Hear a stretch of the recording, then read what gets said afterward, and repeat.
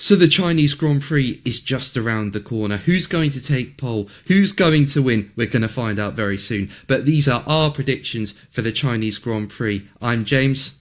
I'm Max. And welcome back to another video on Racing Grid. So yeah, as I said, we're going to be discussing our predictions for the Chinese Grand Prix. Just 1 week after Melbourne, after that crazy race, we've finally got the Melbourne Grand Prix coming up. We're both super excited for it, and we've got a few predictions to make ahead of the Grand Prix weekend, starting with who is going to take pole position. Max? We certainly do. I am so excited for the Chinese Grand Prix. It's one of my favourite tracks, just behind Baku and Silverstone, actually. It's such a great course. You've got the DRS zone on that back straight. You've got these tight, twisty corners where if you make a mistake, you're off the track and you lose a couple of places. I cannot wait.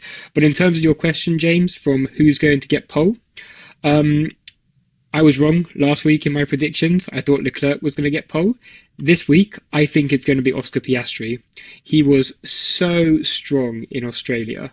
He didn't put a foot wrong until Lando Norris and him both obviously went onto the sand trap in that last corner. But I think had he not gone off the track and had he not been pushing so hard and been in the dirty air, I think he could have easily won that race. So I really do think he's going to be on pole this weekend. Oscar Piastri for you. I too think it's going to be a McLaren driver, just not the one you're thinking of. I'm going for Lando Norris. Now, Lando, I think he drove a brilliant race in Melbourne. I think he's really stepped it up this year.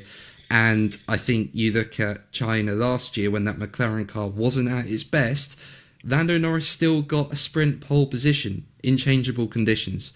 So, he likes the track. The car is up there this year.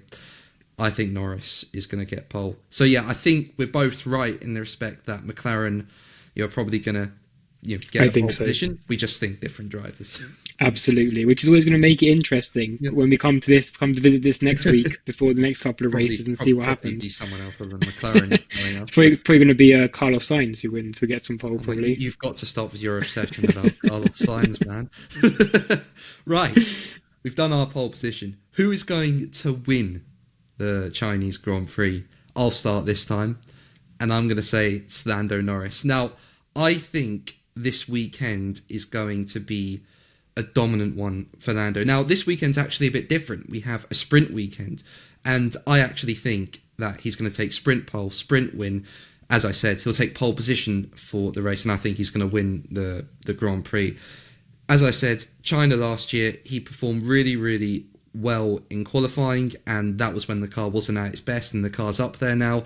So he likes the track, the car's doing well, and I think he's going to do well in every single session. I don't think he's going to make many mistakes, if any, really. And yeah, I just think this is going to be a really dominant weekend for him. Okay. I think most people would agree with you being right there. I'm going to say something controversial. I think Oscar Piastri is going to get pole in both the sprint and also in the race. However, I think in the race, the winner is going to be George Russell. You know what? I wouldn't, based off Melbourne, be like, what? Because I think you look at the Mercedes in Melbourne and it was, fair play to them. Third and fourth, especially Antonelli, P16 to P4. But, and also a clear third and fourth. It wasn't like they really had much competition behind them. They didn't have much competition in front of them, but it was a wet race. And I wonder what that Mercedes can do in purely dry conditions around a track like China. True. It will be interesting, won't it? And that Mercedes does look quick. So yeah, I'm not sitting here thinking, what on earth are you talking about? This tends to be a thing on our podcasts. I go, Max, what on earth are you on about? Last time you did that, I was right. Yeah, almost right. Yeah, Max, almost right. You predicted Williams being up there, and I told you, what are you on about? And they were up there. They nearly got a podium, as you predicted. They did. So fair play to you. So I'm not exactly going to fault you. I think your crazy predictions have a weird way of coming true. Let's see what happens. But I think this one is a bit more realistic, given the Mercedes car that really, really strong. So you're going with George Russell. Interesting prediction. I'll give you that one. But who do you think will round off the rest of the podium, mate? So yeah, I'm going to go similar to how it was actually in Melbourne. I think it's going to be Lando, Oscar, and George Russell on the podium. So George win, Oscar second? George win, Oscar second, Lando third. So you think McLaren maybe might make a mistake that so that George win, or you think George will have the pure pace to do it, and you think they'll have the pace to get the second and third? I think a bit of both. I think McLaren's strategy, they were almost faultless. I think they reacted really well under pressure. But the problem is, as Crofty and Martin Brundle were saying during the race, is that having a car that's so close behind the other one, double stacking strategies, like these things can be a real issue if rain starts to come, if you have to work out which driver to pit first, like there could be issues there. But I do also think that Mercedes do have really, really strong pace, and they're going to show it in the dry conditions, hopefully this weekend. Fair. How about you, James? Well, I am going to go for Oscar Piastri in P2. So Norris wins, Piastri in P2, and maybe there's a bit of this involved. Ferrari fanboy over here. But I'm going to say Charles Leclerc. Okay. P3. I think Ferrari had a off weekend in Melbourne. I think they didn't get it right with the strategy. They didn't get it right responding to the conditions. I've seen talk about them having to potentially raise the ride height of the car before qualifying, which, if that's the case, would have completely hampered their pace, aerodynamic performance. So I am willing to put this down to a really off weekend, and we're going to go again in China, and this didn't happen. Okay? And I think based on the pace Leclerc showed in practice in Melbourne, I think he's got some decent speed. Hamilton's still learning the Ferrari, so I think Leclerc is going to end up rounding off the podium positions. But you don't think Ferrari on the podium?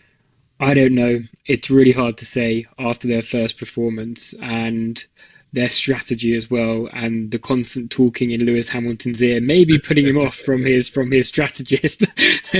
we all saw the team radio after on probably the Formula One YouTube channel, and he was getting so annoyed. You could just tell. So hopefully they sort that out as well. Please.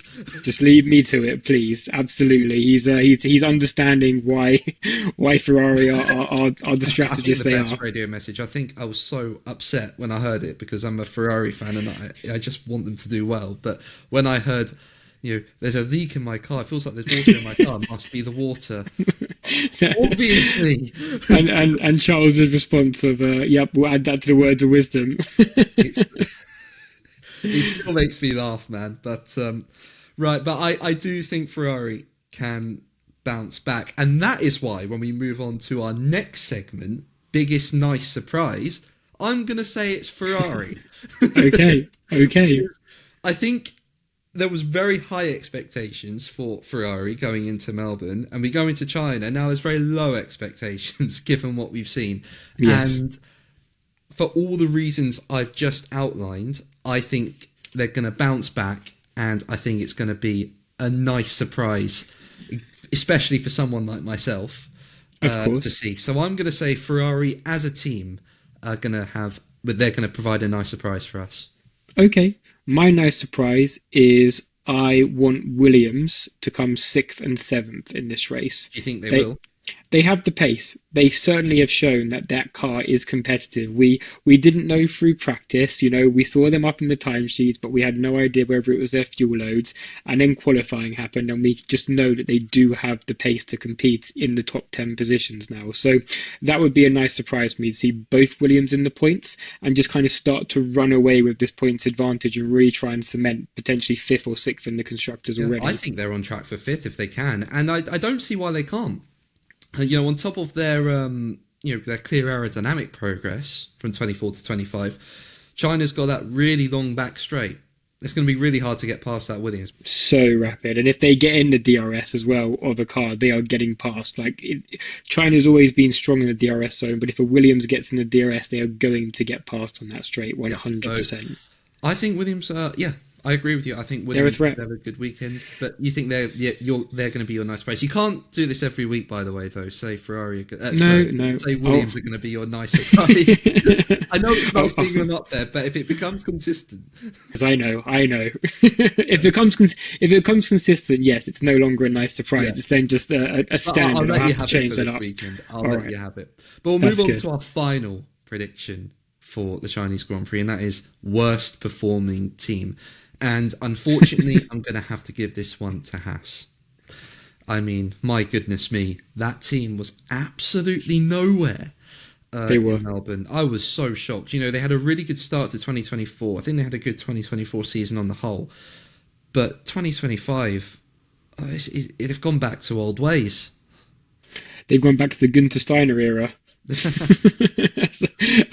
as most have called it, because Io did a really good job last year, and it's just what has happened to that car. Where have they made changes to make it go wrong, and can they fix those issues by this weekend? Can they work out what they had last year, how they've changed it so badly, and how they can get back into it? And I agree with you. I think that this weekend, if they can't figure that out, they are still going to be stone dead last. Yeah, and I think they're not going to be able to figure it out.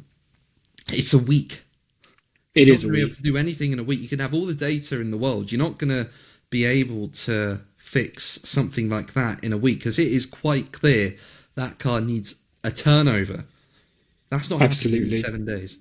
No, it's very true. I'd like to see them do better because I always want to root for the underdogs, but that's why I'm rooting for Williams this year. But Haas was so strong in the first part of last year, and hopefully they can get back to that. Hopefully they can do a McLaren in 2023 and just switch it up in the second half of the season. But what do you guys think? Let us know in the comments who you think is going to get pole and who's going to get the win and who's going to be on the podium. We'll leave a poll in the comments as well. And until next time, see you all then.